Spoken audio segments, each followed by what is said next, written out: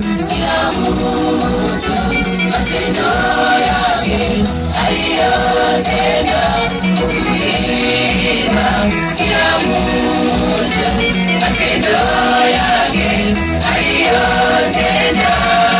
Bwana Yesu yu karibu, yuaja na ujira wake.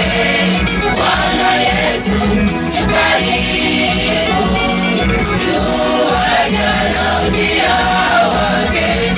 Kulipa kila mtu matendo yake aliyotenda. Kulipa kila mtu matendo yake aliyotenda.